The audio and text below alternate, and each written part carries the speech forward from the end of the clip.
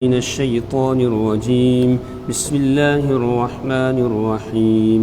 الرحمن علم القرآن خلق الإنسان علمه البيان. الشمس والقمر بحسبان والنجم والشجر يسجدان والسماء رفعها ووضع الميزان. صدق الله العظيم. کل الحمدللہ ہماری سورۃ القمر مکمل ہو گئی تھی. آج سورۃ الرحمن کا آغاز کیا جا رہا ہے. سورۃ الرحمن قرآن پاک کی وہ سورت ہے جس کے متعلق یہ بیان کیا گیا کہ لکل شیء عروس و عروس القرآن سورۃ الرحمن، کہ ہر چیز کی ایک زینت ہوتی ہے اور قرآن پاک کی زینت سورۃ الرحمن ہے. اس صورت میں ایک آیت فَبِأَيِّ آلَاءِ رَبِّكُمَا تُكَذِّبَانِ، اس کو 31 مرتبہ اللہ تبارک و تعالیٰ نے دہرایا ہے اور اپنی نعمتوں کو اللہ تعالیٰ نے بیان کیا ہے. اس صورت میں دنیاوی اور دینی نعمتیں جو اللہ تعالیٰ نے ہمیں عطا کی ہیں ان نعمتوں کا تذکرہ ہے اس صورت کے اندر. اور نعمتوں کا تذکرہ فرمانے کے بعد پھر بار بار انسانوں سے یہ سوال کیا گیا فَبِأَيِّ آلَاءِ رَبِّكُمَا تُكَذِّبَانِ، کہ تم اپنے رب کی کون کون سی نعمتوں کو جھٹلاتے ہو، کون کون سی نعمتوں کو جھٹلاؤ گے. یہ انعامات تمہارے پروردگار نے تم پر کیے ہیں، ان میں سے تم کون کون سی نعمت کو جھٹلاؤ گے. تفسیروں کے اندر لکھا ہے کہ رسول پاک صلی اللہ علیہ وسلم نے اس صورت کے نازل ہونے کے بعد صحابہ کرام رضوان اللہ تعالی علیہم اجمعین کے سامنے اس کو پڑھا، اس کی تلاوت کی. صحابہ کرام نے خاموشی کے ساتھ اس کو سنا. پھر رسول پاک صلی اللہ علیہ وسلم نے فرمایا کہ میں نے یہ صورت جنات کے سامنے بھی تلاوت کی تھی لیلۃ الجن میں، جس رات میں نے جنات کو دعوت دی ہے اسلام کی، ایمان کی، تو ان کے سامنے میں نے اس صورت کی تلاوت کی. انہوں نے تم سے زیادہ اچھے انداز میں اس کو سنا.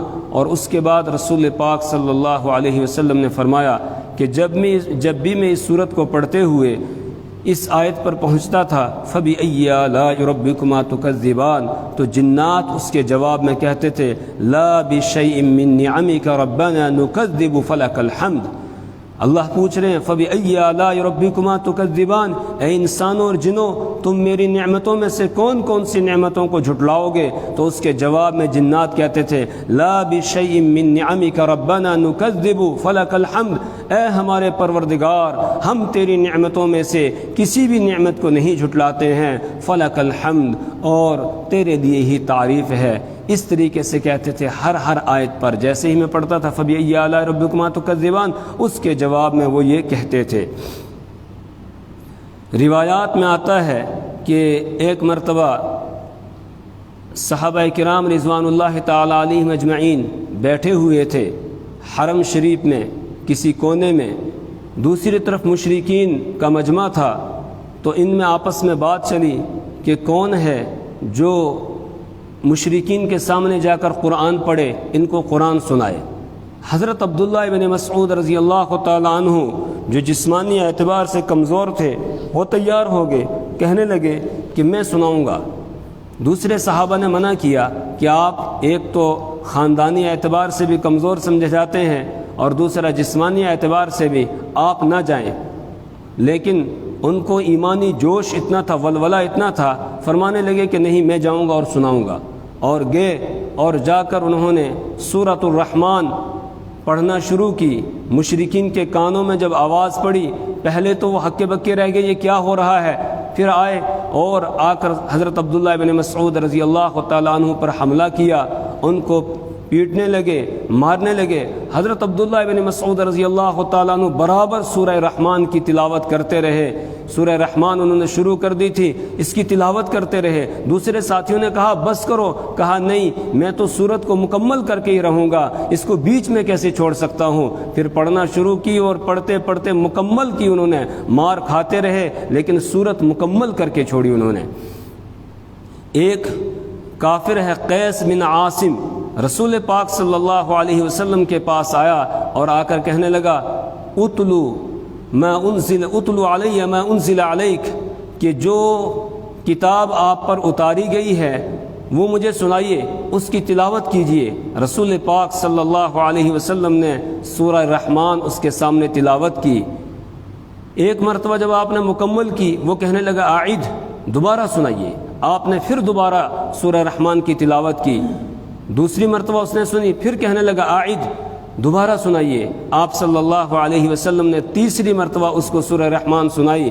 جب تیسری مرتبہ آپ نے سورت سنا کر ختم کی تو وہ پکار اٹھا، واللہ ان لہ لحلاوہ وان علیہ لطلاوہ واسفلہ لمغدق واعلاہ لمثمر وما یقول هذا بشر اشہد ان لا الہ الا اللہ واشہد ان محمدا عبدہ ورسولہ۔ کہنے لگا واللہ بخدا ان لہ لحلاوہ، اس کے اندر ایک مٹھاس ہے، وان علیہ لطلاوہ، اور اس کے اوپر ایک رونق ہے، واسفلہ لمغدق، اور اس کا نچلا حصہ جو ہے وہ چشمہ دار ہے، واعلاہ لمثمر، اور اس کا اوپر والا حصہ وہ پھلدار ہے۔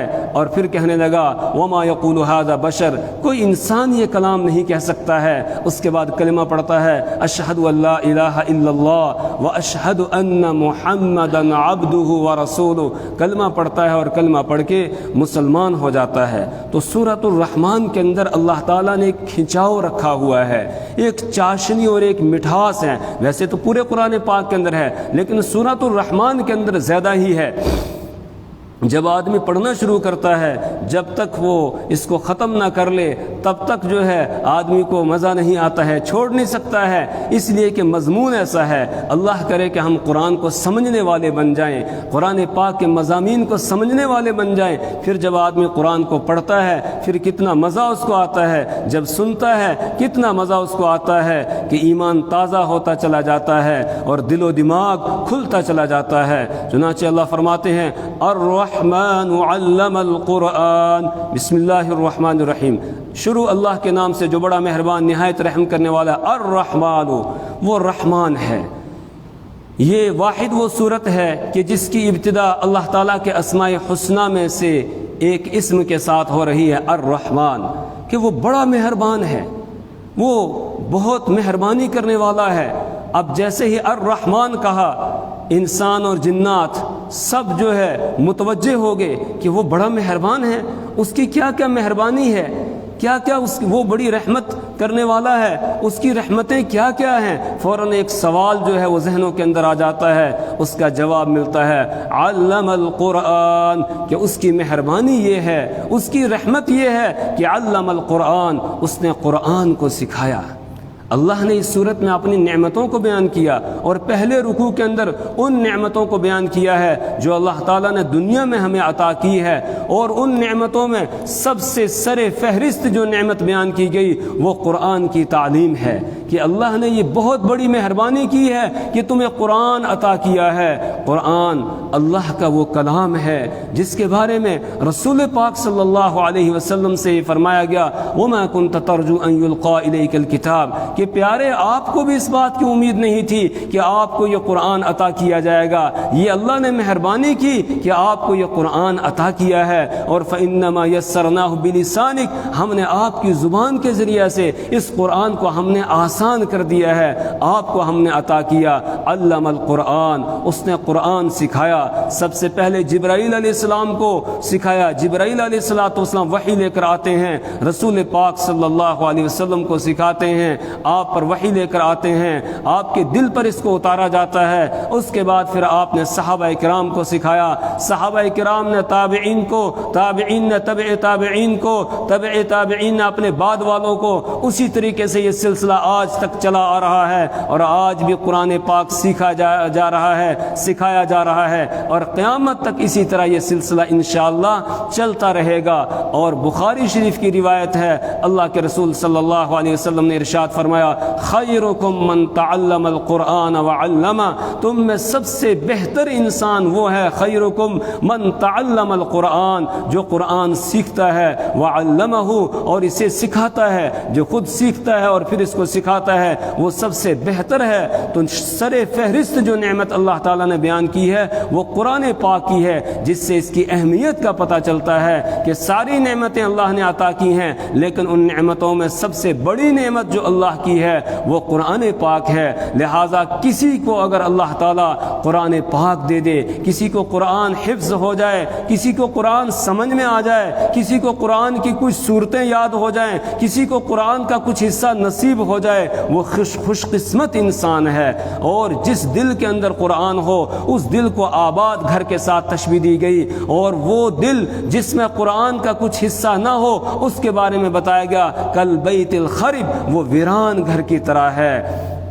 اس لیے ہمیں چاہیے ہم زیادہ سے زیادہ قرآن پاک کے ساتھ وابستہ ہوں۔ جہاں تک میری آواز پہنچ رہی ہے جا رہی ہے، سب سے درخواست ہے کہ لوگوں قرآن کے ساتھ وابستہ ہو جائیں، اپنے آپ کو قرآن کے ساتھ جوڑ لیں، قرآن کی تلاوت بھی کریں، اس کو سمجھیں بھی اور اس کے اوپر عمل بھی کریں اور دوسروں تک اس کو پہنچائیں۔ یہ قرآن پاک کے حقوق ہیں، جو قرآن کے حقوق کو ادا کرے گا، قرآن کو اپنا لے گا، اللہ تعالیٰ اسے دنیا کے اندر بھی عزت عطا فرمائے گا اور آخرت میں بھی اللہ تعالیٰ اسے عزت عطا کرے گا۔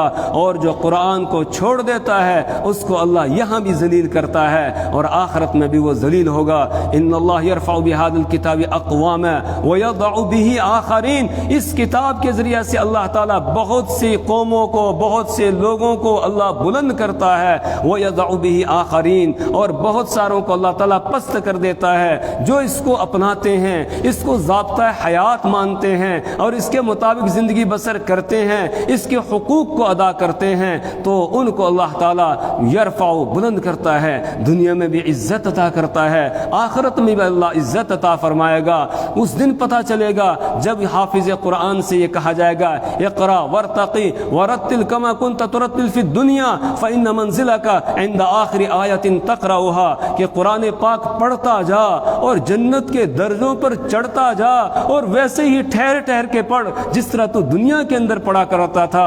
فإن منزلک عند آخر آیت تقرأها، تیرا مقام، تیری منزل تو آخری وہ آیت ہوگی جسے تو پڑھے گا، یعنی جتنی آیتیں تجھے یاد ہے پڑھتا جا، اوپر چڑھتا جا، جنت کے درجوں میں چڑھتا جا، جہاں تیرا قرآن پورا ہوگا وہیں پر جو ہے تیری منزل ہوگی، تیرا درجہ ہوگا، وہ درجہ اللہ تعالیٰ تجھے عطا کرے گا۔ تو اس دن اس نعمت کی قدر کا جو ہے پتہ چلے گا، اس دن پتہ چلے گا کہ کتنا بڑا انعام تھا جس کو اللہ نے قرآن عطا کیا ہے۔ حافظ قرآن سے کہا جائے گا تیرے خاندان کے 10 ایسے لوگ کہ جن کے اوپر جہنم واجب ہو چکی ہے، جہنم کا فیصلہ ان کے لیے ہو چکا ہے، چل جا اور جا کر ان کے بارے میں سفارش کر، شفاعت کر، تیری سفارش سنی جائے گی۔ وہ شفاعت کرے گا، اس کے سفارش کرنے کی وجہ سے اس کے خاندان کے 10 لوگوں کو اللہ تبارک و تعالی جنت عطا فرمائیں گے۔ میرے ایمانی بھائیوں، ہمارا وہ گھر جو ہے وہ محرومی والا گھر ہے جس میں کوئی حافظ قرآن نہ ہو۔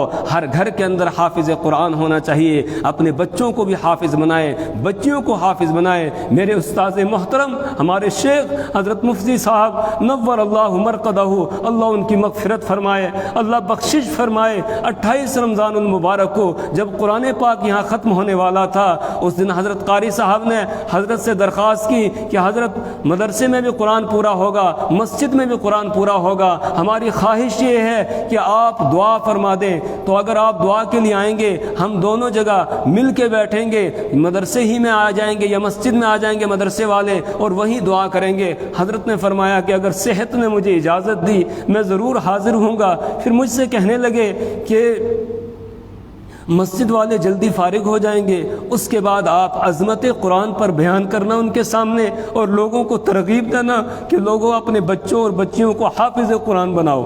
یہی تمنا، یہی جو ہے آرزو لے کر حضرت دنیا سے چلے گئے۔ میرے ایمانی بھائیوں، اگر ہمیں حضرت مفتی صاحب سے، اللہ کی کتاب قرآن پاک سے، اللہ کے پیارے رسول صلی اللہ علیہ وسلم سے محبت ہے تو جہاں تک میری آواز جا رہی ہے ہماری ذمہ داری ہے کہ ہم قرآن کے ساتھ وابستہ ہو جائیں، اپنے بچوں کو حافظ قرآن بنائیں، بچیوں کو حافظ قرآن بنائیں۔ اگر بچے اور بچیاں بڑے ہو گئے ہیں، نہیں یاد کر پا رہے ہیں، اپنے پوتوں کو کرائیں، پوتیوں کو حافظ قرآن بنائیں، اپنے نواسوں کو حافظ قرآن بنائیں، نواسیوں کو حافظ قرآن بنائیں، قرآن کی تعلیم کے ساتھ ان کو وابستہ کریں۔ یہ اللہ کی بہت بڑی نعمت ہے۔ الرحمن، وہ مہربان ہے، اس کی مہربانی یہ ہے علم القرآن، اس نے قرآن سکھایا، قرآن کی تعلیم دی۔ خلق الانسان، اس نے انسان کو پیدا کیا۔ پیدائش کا تذکرہ بعد میں کیا، لیکن نعمت قرآن کا تذکرہ پہلے کیا۔ حالانکہ پیدائش پہلے ہے اور قرآن کی تعلیم اس کے بعد ہے، لیکن اللہ نے قرآن کی نعمت کو، اس کی اہمیت کو ظاہر کرنے کے لیے پہلے اس کو بیان کیا، علم القرآن، کہ اس نے قرآن سکھایا، قرآن کی تعلیم دی، اور تخلیق کا تذکرہ بعد میں کیا۔ خلق الانسان، اس نے انسان کو پیدا کیا۔ علمہ البیان، اس نے انسان کو بیان سکھایا، بولنے کی طاقت دی، قوت گویائی اس نے عطا کی ہے۔ ساری مخلوق کو اس نے پیدا کیا، جاندار مخلوق بھی ہے، لیکن انسان کو اس نے بولنے کی طاقت دی، بولنے کی قوت عطا کی کہ یہ اپنے معافی الضمیر کو ایک دوسرے کے سامنے اچھے انداز سے بیان کرتا ہے۔ یہ بولنے کی طاقت اس نے دی ہے۔ علمہ البیان، اس نے بیان سکھایا۔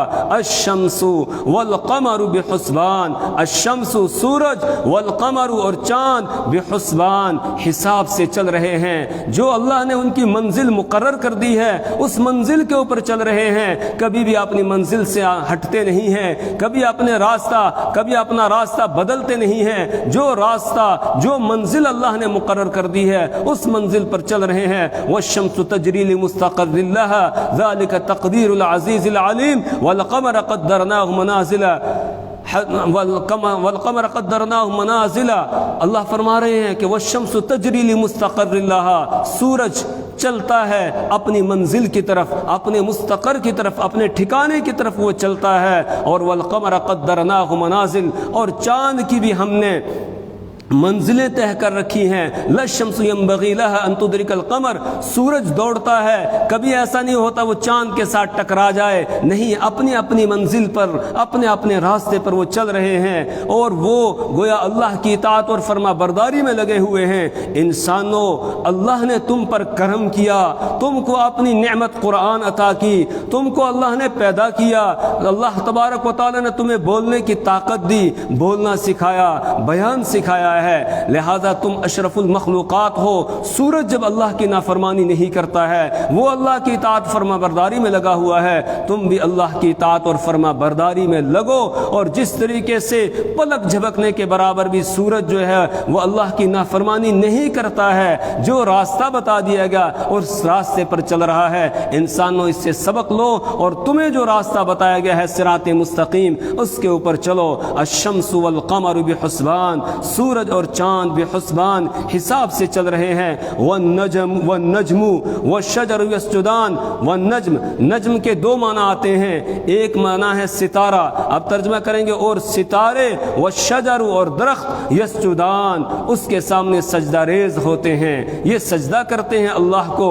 اور دوسرا ترجمہ ہے النجم سے مراد ہے بے تنے کے درخت، جو بیلیں ہوتی ہیں، کدو کی بیل ہے، کھیرے کی بیل ہے، دوسری چیزوں کی جو ہے وہ بیل ہیں، تو یہ جو بیل بغیر تنے کے درخت ہوتے ہیں ان کو النجم کہا جاتا ہے، اور الشجر کہا جاتا ہے ان درختوں کو جو تنے والے ہوتے ہیں۔ اب ترجمہ کریں گے والنجم، اور بے تنے کے درخت، والشجر، اور تنے والے درخت، یسجدان، دونوں سجدہ کرتے ہیں۔ کس کو سجدہ کرتے ہیں؟ اللہ کو سجدہ کرتے ہیں، یہ اللہ کے سامنے سجدہ ریز ہوتے ہیں۔ وَإِن مِّن شَيْءٍ إِلَّا يُسَبِّحُ بِحَمْدِهِ وَلَٰكِن لَّا تَفْقَهُونَ تَسْبِيحَهُمْ، ہر ایک چیز اللہ کی تسبیح بیان کرتی ہے۔ وَإِن مِّن شَيْءٍ إِلَّا يُسَبِّحُ بِحَمْدِهِ وَلَٰكِن لَّا تَفْقَهُونَ تَسْبِيحَهُمْ، لیکن تم ان کی تسبیح کو سمجھتے نہیں ہو۔ یہ پتھر، یہ جمادات، یہ پہاڑ، یہ درخت، یہ ریت کے ذرات، یہ سب کے سب اللہ کی تسبیح بیان کرتے کرتے ہیں, اللہ کی حمد بیان کرتے ہیں. اللہ فرما رہے ہیں لیکن تم جو ہے ان کی تسبیح کو سمجھتے نہیں ہو. کل قد علم صلاته وتسبیحہ, ہر ایک چیز نماز پڑھتی ہے, ہر ایک چیز نماز پڑھتی ہے اپنے اپنے انداز میں. ہر ایک چیز نے اپنی نماز کو جان لیا ہے, وہ نماز پڑھتے ہیں. اور تسبیح کو جان لیا ہے, وہ تسبیح کرتے ہیں, اللہ کی تسبیح بیان کرتے ہیں. انسانوں, جب ہر ایک چیز اللہ کے سامنے سجدہ ریز ہو رہی ہے تو تم بھی اللہ کے سامنے سجدہ ریز ہو جاؤ, اس کو سجدہ کرو, اس کے علاوہ کسی اور کے سامنے نہ جھکو, رب کو سجدہ کرو. یہ اللہ تبارک و تعالیٰ نے اپنی نعمتیں بیان کی, اور نعمتوں کے ساتھ ساتھ ہمیں سمجھایا گیا کہ جب چاند بھی اللہ کا مطیع اور فرما بردار, سورج بھی اللہ کا مطیع اور فرما بردار, بے تنے کے درخت بھی اللہ کے مطیع اور فرما بردار, تنے دار درخت بھی اللہ کے مطیع اور فرما بردار ہیں, تو انسانوں تم بھی اس کے مطیع اور فرما بردار بن جاؤ,